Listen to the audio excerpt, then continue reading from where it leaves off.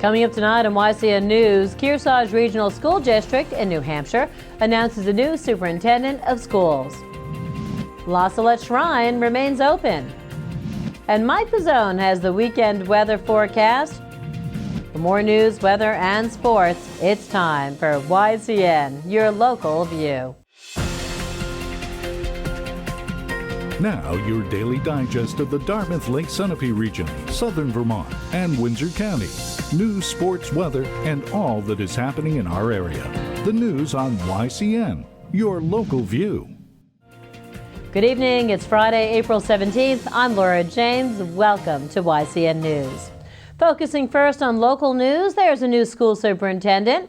He's been named in the Kearsarge Regional School District. Members of the district school board named Mr. Winifred Fennenberg to the superintendent post effective July 1st. His final appointment is subject to contract terms. Fennenberg is currently the superintendent of schools in Windham, New Hampshire, and before serving in Windham, he held two posts at the Timberlane Regional School District, based in Plastown, New Hampshire.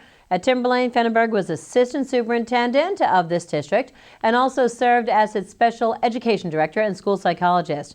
Fennenberg earned his master's in education from the University of Munich. He holds a certificate of advanced graduate studies from Northeastern University in Boston. And following up on that story, Ken Bartholomew, chairman of the Kearsarge Regional School Board, speaks to YCN News about the strengths of the new superintendent.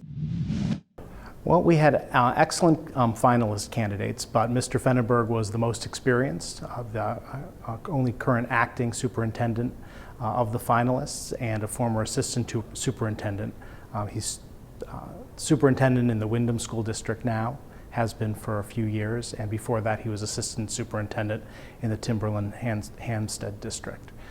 So he was of the candidates, and we had some excellent candidates, but he was the most experienced. And in this year of transition in our district, where we have a lot of new school principals, including the middle school principal, we felt that having a superintendent with some experience behind him would be the best option. The Kearsarge Regional School District comprises 7 towns. Also in local news, a serious matter regarding the town of Newport, New Hampshire. For the second time in as many days, first responders in Newport were forced to use the jaws of life to free a driver from his vehicle after a serious crash. Newport, New Hampshire police responded to a report of a single-car accident on the John Stark Highway shortly after 7 p.m. last night, where it was determined 44-year-old Brett Kellerman of Washington, New Hampshire, had lost control of his 2002 Honda CR-V before striking a utility pole and a large tree. Once freed from his vehicle, Kellerman was airlifted to Dartmouth Hitchcock Medical Center with serious injuries via a Dart helicopter. Power in the area was briefly knocked out due to damage to the utility pole. Some 24 hours earlier, emergency crews were forced to use the jaws of life to free 23-year-old Corbin Simino from his vehicle after crashing into a patch of trees on Cheney Street while allegedly driving drunk. Simino was arrested and faces multiple charges, including driving while intoxicated, reckless operation, and possession of drugs in a car. Turning to the Upper Valley now, 2 buildings in downtown Lebanon that until last August served as Lebanon College will be auctioned off in May. That according to the Valley News. The college owes $2.2 million to the Massachusetts bank that holds its Mortgage Century subsidiary investments. Meanwhile, another Upper Valley site that had been targeted by its administrators to close will not.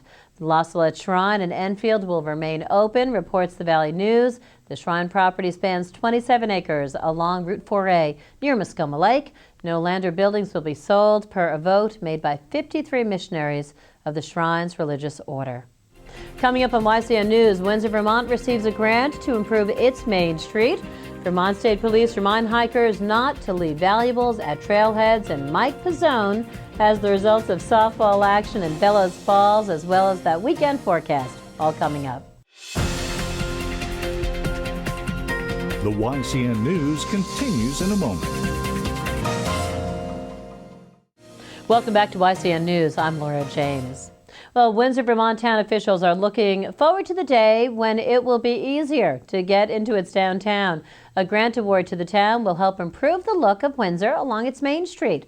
The grant's value is about $90,000 and requires a 1-to-1 match, according to town manager Tom Marsh. The money will be used to replace the sidewalk on Main Street to the intersection of River Street. YCN News will keep you updated on this project next week. As the weather gets warmer and more people take advantage of this region's natural beauty, a reminder from Vermont State Police. Lock all vehicle doors and place all items that can be seen, if left inside the vehicle, locked in the trunk. If possible, leave these items at home before heading out for a hike. Several car break-ins have been reported at the entrances to trails in Vermont. Troopers will be conducting proactive patrols at hiking access points throughout Vermont, and Vermont State Police ask that you contact your local barracks where the specific incident took place should a crime occur. If you observe any suspicious activity or vehicles at any of the trailheads or hiking access areas, just contact the State Police barracks covering that specific area. On a brighter note, and just in time for spring, U.S. Agriculture Secretary Tom Vilsack has named April as National Garden Month.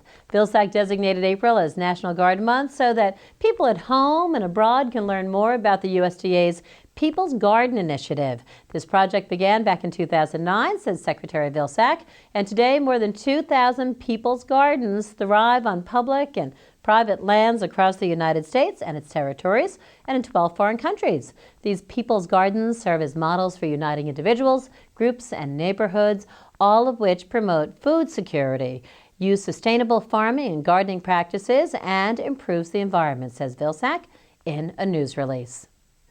Well, coming up on YCN News, the Scholars Symposium is a signature event at Colby-Sword College in New London, New Hampshire. Lynn Solomon sat down with Victoria Witten and Timothy O'Connor, and she'll fill us in when YCN News returns. The YCN News continues in a moment. Welcome back to YCN News. I'm Mike Pizzone. Well, things started off a little wet out there today with some rain showers this morning, but it looks like we're in store for a fairly nice weekend going forward. Skies will become mostly clear tonight with temperatures bottoming out at about 42 degrees. Tomorrow will bring mostly sunny skies with a high of 62 degrees, though there's a 40% chance we may see some showers later on in the afternoon. Skies will remain partly cloudy tomorrow evening with a low of 35 degrees and wind gusts of up to 15 miles per hour. Sunday looks to be the pick of the weekend as far as sunny skies go, but temperatures may struggle to break that 60-degree mark before falling to about 38 Sunday evening. Now let's take a look at our community calendar to see what's happening over the weekend. The Springfield Area Parent and Child Center will host its 22nd annual Celebrate Young Children Family Festival tomorrow from 9:30 a.m. to noon at the Riverside Middle School in Springfield, Vermont. There will be plenty of activities including a puppet show and sing-alongs. The event is free and open to the public. The Claremont Senior Center off Maple Avenue in Claremont, New Hampshire is hosting a pancake breakfast on Sunday from 8 to 11 a.m. Cost is $8 for adults and $4 for children under 8 years old. The menu includes pancakes, scrambled eggs, bacon, sausage, and more. The Ascutney Trails Association will hold its annual meeting Sunday at 7 p.m. at the Old South Church on Main Street in Windsor, Vermont. Topics will include sharing trails between bikers and hikers. Well, the Bellows Falls softball field still had traces of snow earlier this week, but sunny skies and warm temperatures cleared things up in just enough time for the team's regular season opener yesterday against Twin Valley. And the Terriers didn't miss a beat in what was only the team's fourth day outside, swinging their way to an 8-4 victory and a 1-0 start to the season. Bellows Falls headed into the bottom of the second with the score knotted at 2-2, but that's when the team's bats really started to come alive. Emily Stoddard belted this RBI single to give the home team a lead it wouldn't surrender, before Emily Perry's bunt in the bottom of the fourth made it 6-2, and Chelsea Wilder's sacrifice fly later in the inning had Bellows Falls up 7-2. Wilder led the Terriers with 3 RBI in the contest, while Brooke James drove in her team's final run on a sac fly in the 6th. Defensively, Bellows Falls was just as sharp, led by a 5-strikeout, 1-walk effort from sophomore pitcher Murphy Hicks. Hicks said she was nervous for the game all day while at school, but added that her team's defense behind her helped her to calm down. After the first inning, I was completely fine, back to normal, like I never left, really. It was a big help, honestly. Since I didn't get many strikeouts, I was very proud that they were there to back me up. I also spoke with Stoddard after the game, who said that her teammates have really bonded well over the preseason despite lower than usual numbers.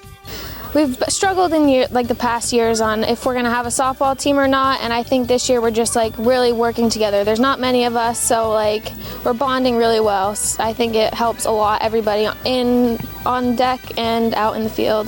Bellows Falls coach Pete Fry said he was pleased with his team's success in what was just its 4th day outside, especially defensively and in the circle. I was worried about the defense because we hadn't been able to do a lot, but we made some good plays. Brooke James had a couple nice catches in the outfield. We had a double play, a fly ball to center, and a double off first base. I mean, they played really well.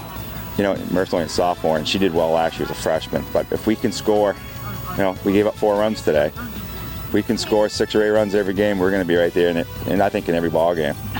The Terriers will host Arlington in its next game on Tuesday. Both the Fall Mountain baseball and softball teams came away victorious in their regular season debuts yesterday, as Kendall Heath struck out 14 over 6 innings to help lead the baseball team past Hillsborough Deering, and Leah Shaw fanned 8 in a complete game effort for the softball team. Both teams will be back in action Monday when they travel to face Monadnock. The Kearsarge boys lacrosse team started off its season with a statement win over Merrimack Valley, capitalizing on a 5-goal effort from Justin Norris. Tom Gallo also played well for the Cougars, finishing with 4 goals in what proved to be a decisive win. Kearsarge will look to improve to 2-0 when it travels to face John Stark on Tuesday. That does it for YCN Sports. I'm Mike Pizzone. Thanks, Mike. It's Friday, and you know what that means. YCN News Director Lisa Cannell is joined by Capital Connections' John O'Connor to fill us in on the Week in Review, all when YCN News continues. The YCN News continues in a moment.